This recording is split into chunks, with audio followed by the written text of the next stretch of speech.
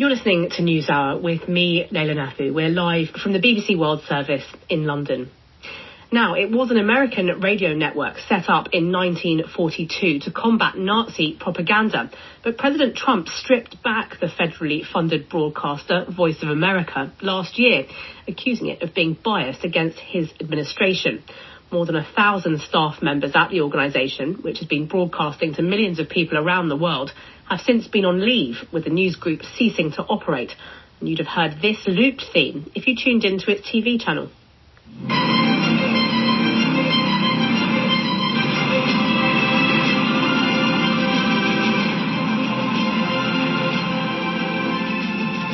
Well, now a federal judge has ordered staff back to work after ruling that President Trump's attempt to close the Voice of America illegal.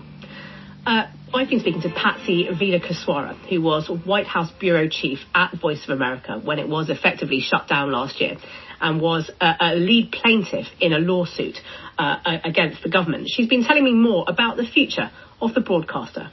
The judge has ordered for us to return to work today on Monday, March 23rd.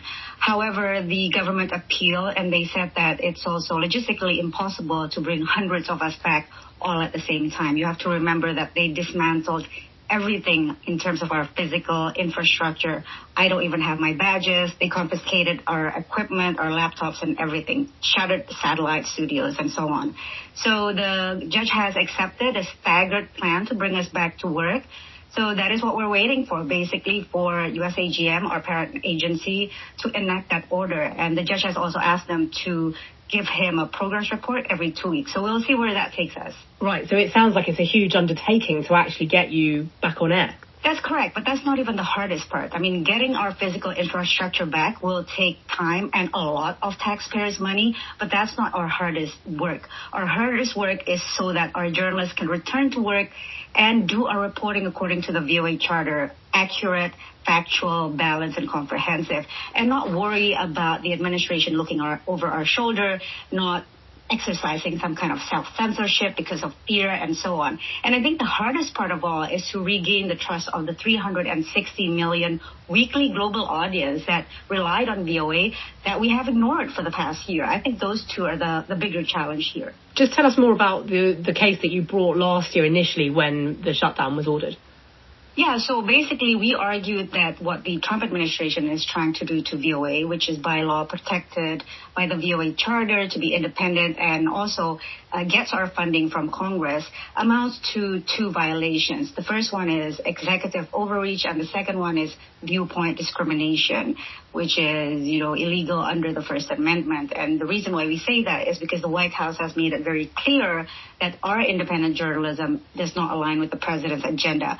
We see this from their statements, for example, calling us the voice of radical America, and the statements of public officials, including Kari Lake. So that is what we've been fighting for the past year. We've been successful in many ways, but this case continues and our fight continues as well. Have all of your colleagues stayed in limbo, as it were, Patsy, or have some been disheartened and decided to get jobs elsewhere? Some of them have done that if they're able to. But of course, this is a challenging time for our industry here in the U.S. And also don't forget that there are hundreds of contractors that we could not save, meaning that, they were not paid. They were laid off in May. And we're still fighting for those contractor colleagues, as well as some other colleagues who've been pressured to take buyouts and so on. So this is, not just a matter of our jobs moving forward. We're also fighting for our journalism, and that is the bigger challenge. And just briefly, Patsy, do you expect this to be the end of the story, or could this judgment actually now be appealed by the government?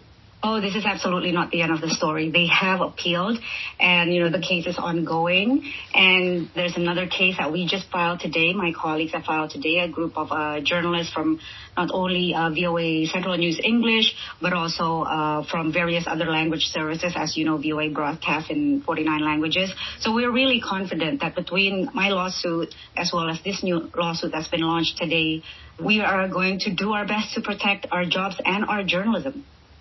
That was Patsy Widakuswara from the international broadcaster Voice of America talking to me earlier.